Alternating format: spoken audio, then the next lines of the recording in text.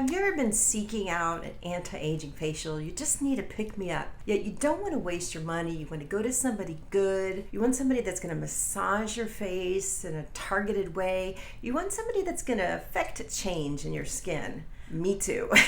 In this video, I'm going to show you the process I go through to seek out the best estheticians and how you can too. That's coming up next.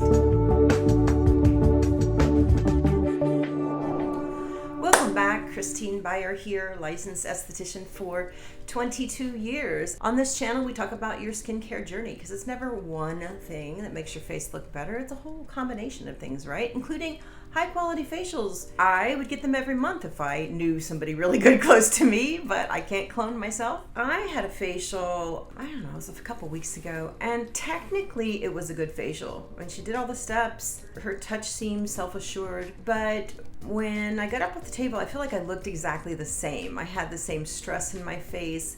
There was not that much exfoliation. I could see the buildup. I was just sort of like, eh. And while I was getting, I was like, I'm here to relax. I'm here to relax. I'm here to relax. You know, I didn't tell her I was this esthetician. I was just chilling. When I saw the results, I realized it's just important to me. I want every esthetician to really shine. The way I usually go about finding a really good facial and facialist is I look at the menu. If it's a med spa or a day spa of some kind, I'll look and see where their skincare is.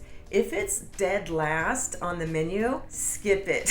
It's an afterthought. If facials are not front and center, the very first thing, or maybe even after massage, I'll give it that, that's a red flag for me. They don't put much into it. They probably don't train their estheticians. Who knows what's going on? But there can be a whole lot of esthetician neglect. I know this after working many different places. I mean, I always sought out classes and I drove and I did what I had to do to get education. I still do, but not every esthetician is like that. I remember the gal that does my daughter's hair, she's very young. She actually was getting her hair done while she was still in school, stylist school or hairdresser school. I don't know what they call that anymore. And I went up to this Chicago show earlier this year and I was walking out of the hotel and bam, I ran right into this gal and I was like, yes! Because that means she's motivated. She's invested in her career. I was just like so happy to see her there because I sensed that about her, yet she's still learning. But it was just such a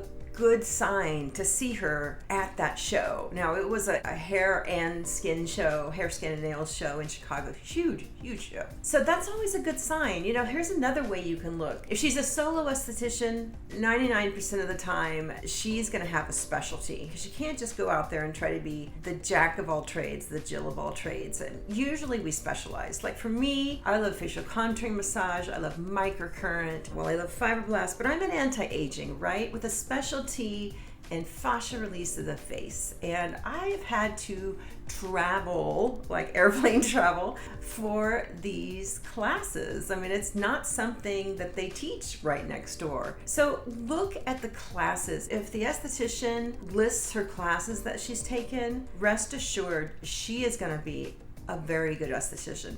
There's another thing too. There is a national competition of estheticians called the Skin Games, and it rolls around once a year. And really high quality estheticians attend this because they have to compete. They have to complete a 6-week case study. I mean, and it's a lot. They have to pay to register. They have to fly themselves across the country, pay for their hotel to participate in this. So anybody that does the Skin Games, and I did the Skin Games back in 2016, it was their first year, and it's a bucket list thing for an esthetician, no doubt.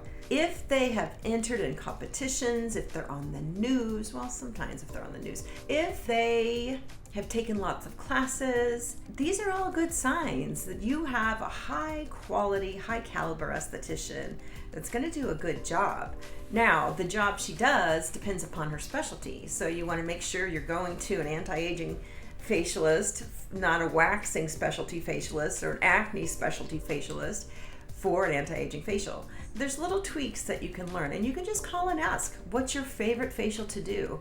What would you say is your specialty? And usually if somebody's in business on their own, they have that all meshed out. You know, that's all hashed out and on their website. This is what I specialize in. Yeah, so that is how I usually find really good estheticians. This time I kind of went with a package because I wanted just some R&R. Well, I didn't do my research, so it was okay. It was adequate. It was adequate. All the steps were done. Her touch was very loving. It wasn't exactly what I wanted, and maybe I'm a little biased. Keep searching. Your esthetician is out there. She may not even be a she. She could be a he. And yeah, they're out there. Gua sha, facial contouring massage in general, lymph drainage massage, the face, all of these are really popular right now. And estheticians know. And if they seek this out and get this training, you're going to have an amazing facial. So keep looking. You're going to find her or him. And I wish you the best of luck. Talk to you later. Bye now.